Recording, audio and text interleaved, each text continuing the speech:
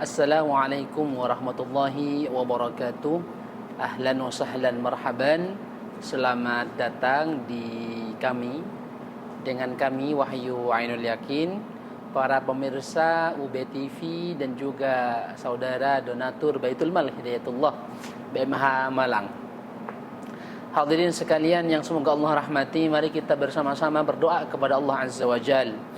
Barangkali dengan doa di bulan Ramadan ini kita bisa senantiasa diberikan kemudahan, senantiasa diberikan ma'unah, senantiasa diberikan rahmat, senantiasa diberikan hidayah, terutama hidayah oleh Allah Azza wa Jal untuk bisa terus berjalan ala sabilil haqqi, di jalan yang benar. Karena banyak sekali di antara kita, ada mungkin saudara, ada mungkin anak, bahkan ada mungkin ayah yang sampai saat ini barangkali belum bisa mendapatkan hidayah oleh Allah, dari Allah Azza wa Jal. Mari kita doakan. Kita jangan putus asa. La tayasu min rahmatillah. Tak boleh kita berputus asa terhadap rahmat Allah Azza wa Jal.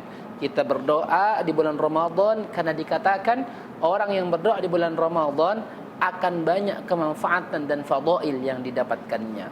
Ala hadhihi niyyah wa ala kulli niyatin salihah. Al-Fatihah. A'udzu billahi minasyaitonir rajim. Bismillahirrahmanirrahim. Alhamdulillahi rabbil alamin arrahmanir rahim. Maliki yaumiddin. Iyyaka na'budu wa iyyaka nasta'in. Ihdinas siratal mustaqim. Siratal ladzina an'amta 'alaihim ghairil maghdubi 'alaihim waladdallin. Amin ya rabbal alamin. Hadirin yang berbahagia, mengingat terhadap sebuah hidayah, hakikatnya hidayah itu adalah salah satu kuasa otoritas Allah. Tidak ada yang bisa sogok menyogok terhadap hidayah itu. Tidak ada yang bisa mengharapkan karena saya keturunannya ini maka saya banyak akan mendapat hidayah. Karena saya orang kaya, saya akan dapat hidayah. Karena saya orang alim, saya akan dapat hidayah. Tidak ada yang menjamin seperti itu. Ada sebuah kisah itu ketika paman Nabi Yuna Muhammad sallallahu alaihi wasallam, kakek apa paman ya? Sepertinya saya sedang terlupa ini. Ketika kala itu dia akan meninggal, Nabi Muhammad mendoakan pamannya, Allahu a'lam pamannya atau kakeknya, pamannya kalau tidak salah, mendoakan, ya Allah berikan hidayah. Tapi apa yang terjadi? Innaka la tahdi man ahbabtah, walakinnallaha yahdi man yasha. Saking hidayah itu adalah otoritas Allah. Muhammad, innaka la tahdi man ahbabtah. Engkau tidak akan memberikan hidayah terhadap orang yang kau cintai, yang engkau sayangi. Walakinnallaha, tapi Allah yahdi man yasha, yang akan memberikan hidayah itu. Jadi tidak ada jaminan mengenai hidayah ini. Sehingga acap kali saya berkata dalam sebuah circle lingkungan, pengajian, saya matur, sowan kepada guru-guru, saudara, adik kakak, doakan saya. Doakan saya. Doakan setelah sholat, doakan di sholat malamnya. Karena saya juga khawatir, barangkali sekarang saya bisa mengatakan Allahu Akbar, saya bisa mengatakan Allah yang Maha Kuasa, saya bisa membaca ayat, saya bisa membaca hadis, tapi siapa yang tahu esok hari? Apakah saya akan tetap di dalam pendirian saya? Siapa yang akan tahu 2 hari setelah ini, 3 hari setelah ini? Tidak ada yang tahu. Sehingga maka mari kita saling mendoakan sesama muslim, sesama saudara, kita saling mendoakan untuk terus ada ala sabilil haqqi, ala sabilil haqqi. Hadirin pemirsa yang dirahmati oleh Allah Azza wa Jalla, di dalam hati manusia itu ada sesuatu yang apabila sesuatu itu baik, maka baik seluruh anggota badannya, baik seluruh perilakunya, baik seluruh aktivitasnya. Namun tatkala satu benda itu buruk, fasad, maka rusak semua perilakunya, maka rusak semua anggota badannya. Apakah itu? Itulah hati. Di dalam manusia itu yang bisa membedakan kita dengan yang lain itu hati. Hati kita nurani. Bahkan nurani ini kalau kita benar-benar beriman tidak akan pernah salah dalam memiliki firasat. Bagaimana ayat Quran mengatakan, "Ma kadzabal fuadu ma ra'a." Jika hati yang sudah melihat, jika hati yang sudah mengarahkan, "Ma kadzabal fuadu," tidak akan ada meleset sedikit pun, tidak akan berbohong. Siapakah yang akan memiliki hati ini? Adalah orang-orang yang mau untuk memiliki hati. Dengan cara bagaimana? Istighfar yang banyak, hidupkan salat malam, jangan pernah sombong, jangan pernah kita iri dengki, jangan pernah kita merasa menjadi lebih baik. Karena ada itu satu sifat yang sangat tidak elok, tidak baik jika ada di hati. Namanya adalah kibr, sombong. Kalau antum, saya, anda, kita semua bisa terbebas dari sombong, Masya Allah, inilah nanti yang akan menjadi awal mula hati kita akan hidup. Sombong. Jangan kira sombong itu datang dari hal yang buruk. Oh tidak. Tidak sedemikian. Sombong itu bisa datang dari nikmat-nikmat yang diberikan oleh Allah. Bahkan ada sebuah perkataan dari guru kami, namanya Kiai Haji Muslih Adnan. Beliau menukil dalam satu kitab, sombong itu datang bisa dari 4 hal. Arba'atun tusabbibuka ala kibar. 4 hal yang akan membawamu berada dalam kesombongan. Dan semua keempat ini adalah nikmat. Nikmat. Bukan tentang keburukan, tapi ini adalah nikmat. Pertama adalah kekayaan. Allah memberikan kaya pada kita, katakanlah begitu. Itu sebuah nikmat. Makalah manusia itu ada 2. Jika dipikir-pikir, jika ditelisik, manusia itu ada 2. Ada ahli sabri, ada ahli syukri. Ahli sabri dan ahli syukri itu manusia. Ahli sabri itu bagaimana abang? Ahli sabri itu bagaimana kakak? Ahli sabri adalah orang-orang yang terus diberikan cobaan oleh Allah, yang terus diberikan musibah-musibah oleh Allah, tapi orang tersebut terus makin mendekat kepada Allah. Itulah yang dikatakan ahli sabri. Idza ahabballahu 'abdan ibtalah. Salah satu tanda bahwa Allah cinta pada seorang hamba, kita, saya dan anda, ibtalah, Allah akan mengujinya. Entah diuji dari ekonomi, entah diuji dari ilmu yang tidak masuk-masuk ilmunya, entah diuji dari anaknya yang mohon maaf mungkin agak begitu nakal.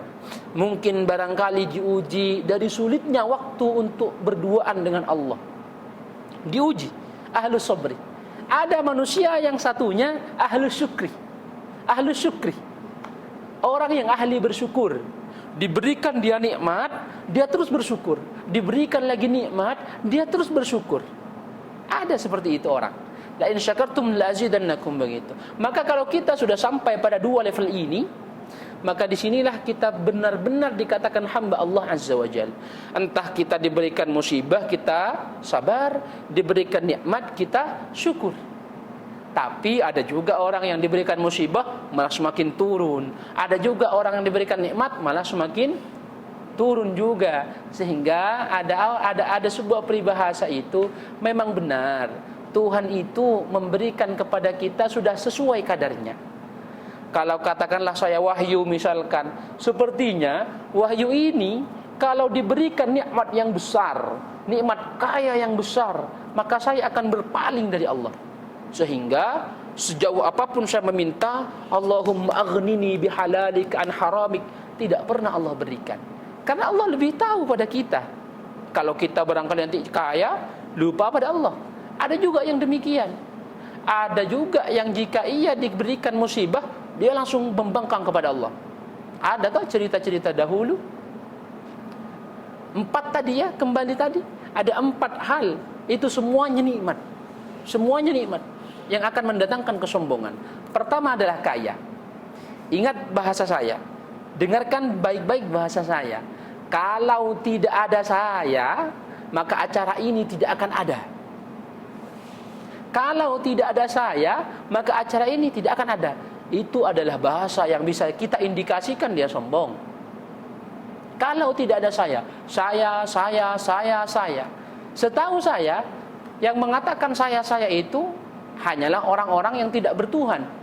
Contohnya seperti Fir'aun, saya adalah maharaja, saya adalah Tuhan.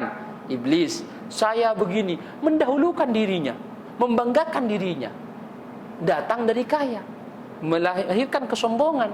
Maka disinilah bagi orang-orang yang hartanya berlebih, katakan begitu, hartanya yang ada, ketika ingin sedekah, sedekah saja.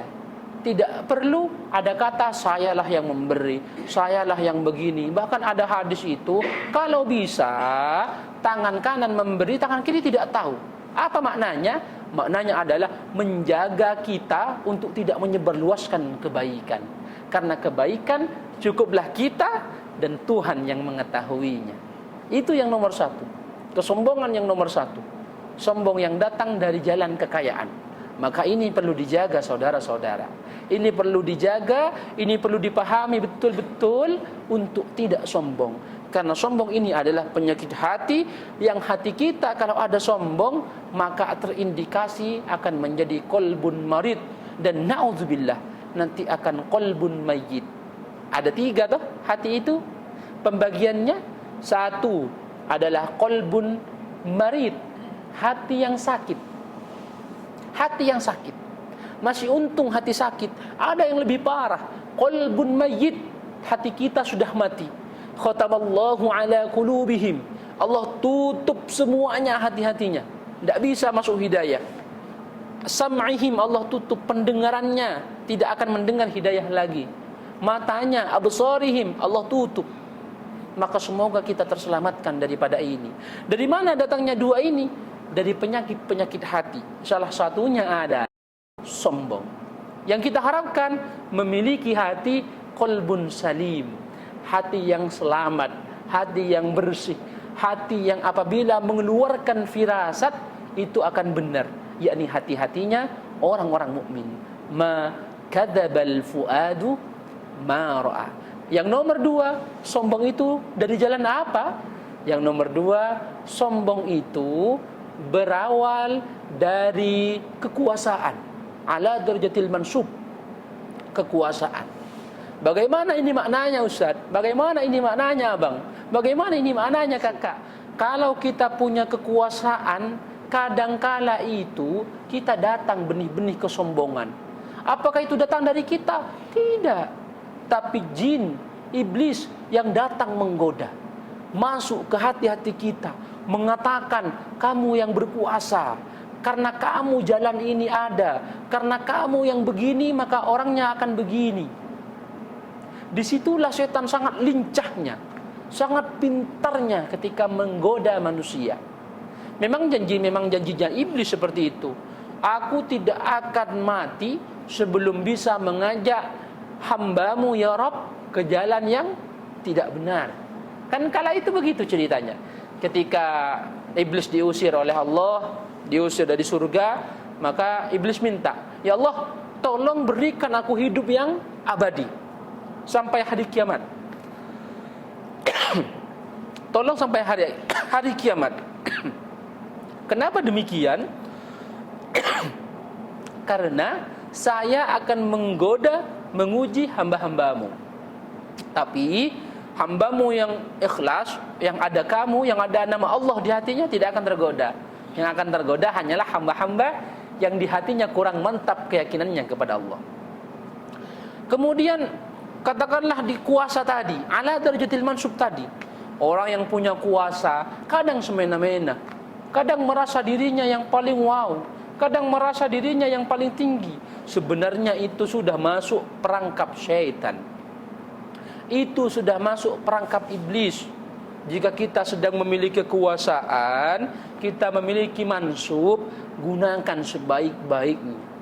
Bukankah sebagaimana Sayyidina Umar, Sayyidina Abu Bakar ketika menerima amanah untuk menggantikan khilafah, kepemimpinan Rasulullah, apa yang diucapkan terlebih dahulu? Inna lillahi wa inna ilaihi raji'un. Musibah. Pemimpin itu adalah musibah. Jabatan itu adalah musibah. Karena bayangkan saja, jika satu kebijakan kita ambil secara semena-mena, bagaimana yang ada di bawah? Yang dipimpin 100 orang, efeknya berdampak kita menzalimi 100 orang. Maka lebih enak jadi yang dipimpin saja. Manusia biasa saja, rakyat biasa saja, kalau belum bisa berlaku adil. Tapi kalau sudah bisa berlaku adil, jadilah pemimpin demi untuk kemaslahatan umat. Ingat, pertama adalah tentang kaya. Kekayaan ini sebuah nikmat. Iblis masuk ke hati kita, menggoda, mengatakan kamu adalah donatur terbanyak, kamu itu adalah orang yang bisa membuat acara ini dan itu. Dia merasa sombong. Yang nomor dua, kuasa. Ada juga yang ilmu. Dalam hal ilmu, jangan salah. Apakah orang yang berilmu, yang dikatakan tuan guru bajang, tuan guru muda, yang dikatakan kiai, yang dikatakan ustaz, itu tidak ada godaan? Oh tidak. Bahkan level iblisnya pun makin tinggi yang menggoda. Jadi setiap orang itu disesuaikan oleh iblis. Oh ini masih kelemar-kelemar katakanlah manusianya, jadi kasih iblis yang biasa, jin yang biasa. Tapi kalau sudah tingkatan tuan guru, tingkatan kiai, tingkatan habaib, dikeluarkan juga kiainya jin, kiainya iblis untuk menggoda. Karena tidak akan mampu. Ilmu, katakan begitu. Dia sudah punya ilmu. Dengan ilmu barangkali karena godaan setan, suaranya dipengaruhi, bisa memengaruhi manusia, dibuatlah sebuah indikasi untuk sombong. Dibuatlah sebuah fatwa-fatwa yang menguntungkan dirinya, sehingga membuat orang tidak enak padanya untuk menolak karena dia tuan guru saya. Ada juga setan yang seperti itu. Manusia yang alim katakan begitu, membuat fatwa kalau begini ini baik, kalau begini ini buruk, katakan begitulah.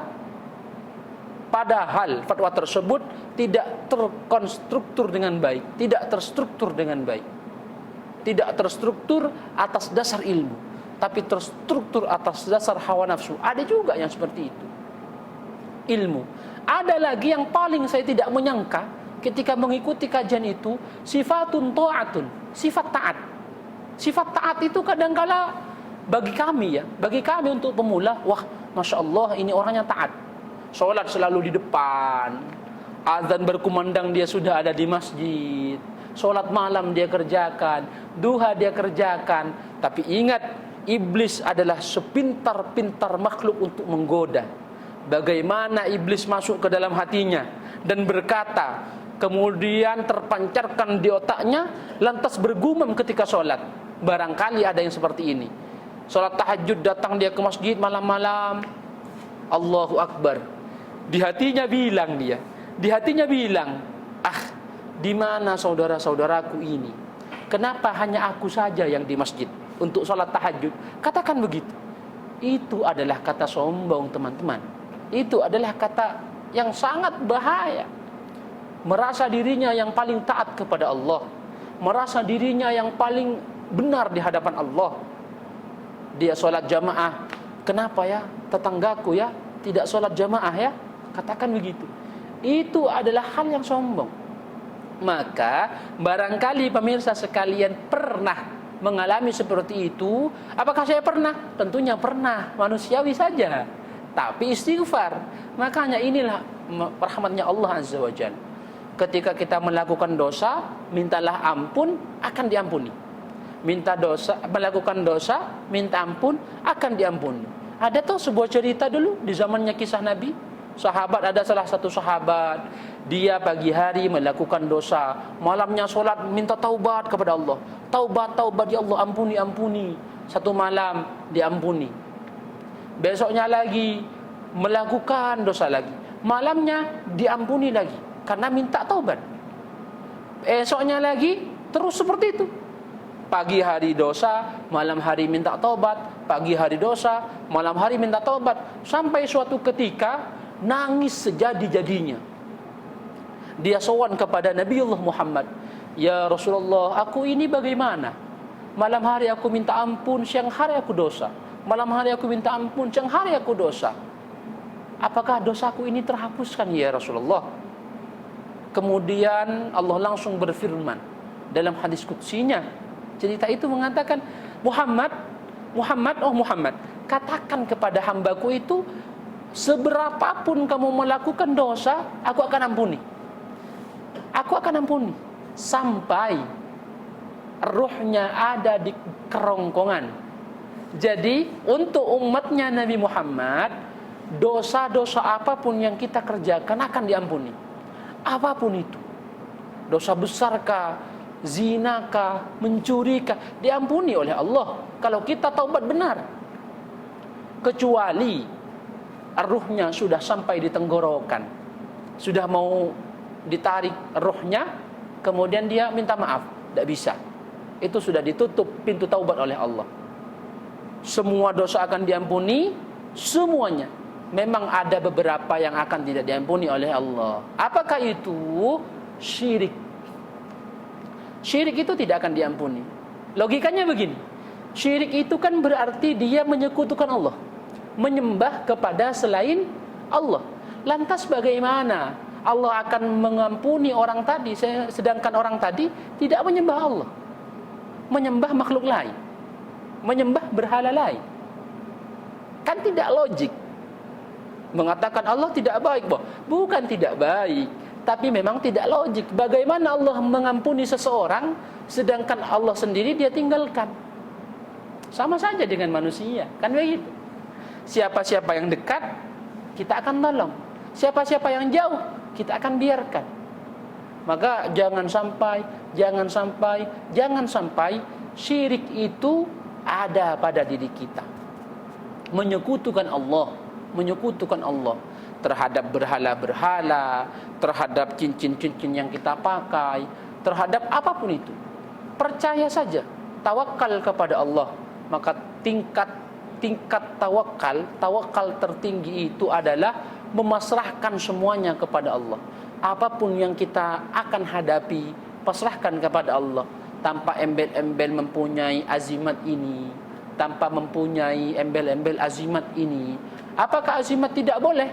Ya, itu banyak versi tentang hukumnya. Kalau menanyakan kepada saya, hindari azimat. Cukup percaya saja pada Allah. Allah yang maha kuasa, Allah kita satu, yang bisa meratakan semua makhluk di bumi ini, yang bisa meratakan dunia, yang bisa meratakan langit. Dan Allah juga yang mempunyai segala kekuatan. Hadirin yang berbahagia, pemirsa OBTV yang dirahmati oleh Allah, 4 hal tadi mari kita ingat-ingat kembali yang akan mendatangkan kesombongan. Pertama, kekayaan itu, kekayaan yang dimiliki oleh orang yang tidak beriman atau imannya sedang turun, maka itu acap kali menjadi bumerang bagi kita, menjadi sombong bagi kita. Yang nomor 2, kekuasaan yang kita miliki, barangkali dia nanti akan menjadi kesombongan, benih-benih sombong, karena dengan telunjuk kita sesuatu bisa terjadi. Kan begitu toh penguasa. Nomor 3, ilmu. Kadangkala ilmu yang kita miliki ini bisa menjadi benih-benih kesombongan di hati kita. Dan yang terakhir, yang nomor 4 adalah taat. Ingat, adalah taat. Jangan kira orang yang sholat terus-menerus, kalaulah di hatinya masih ada penyesalan, masih ada pembanggaan diri terhadap dirinya pada manusia yang lain, itu masih ada benih kesombongan. Dan nantinya akan dihisab juga oleh Allah Azza wa Jal sebenih apapun kesalahan itu, terutama tentang hati kita. Hadirin pemirsa OBTV yang dirahmati Allah, semuanya ini dari Allah Azza wa Jal. Ucapan-ucapan saya semoga semuanya dari Allah. Tingkah laku saya, apapun yang saya lakukan, maka apabila ada suatu hal yang menyinggung, sesuatu hal yang membuat sakit hati, itu murni dari kesalahan saya pribadi. Namun apabila ada sebuah kebaikan, mari kita rangkul bersama, mari kita ambil bersama-sama. Undur ma qila wala tandur man qal. Lihatlah apa yang dikatakan, jangan lihat siapa yang mengatakan. Hadirin, mohon maaf dari saya, barangkali ada hal yang sangat tidak bisa memuaskan keingintahuan hadirin. Maka oleh karena itu, saya Wahyu Ainul Yakin mengucapkan mohon maaf yang sebesar-besarnya. Ini murni atas kelemahan saya. Barangkali ingin terus ikut sharing, tonton terus tontonan-tontonan kami, channel-channel ini, untuk terus menambah ilmu pengetahuan. Sekian dari saya Wahyu Ainul Yakin mengucapkan Assalamualaikum warahmatullahi wabarakatuh.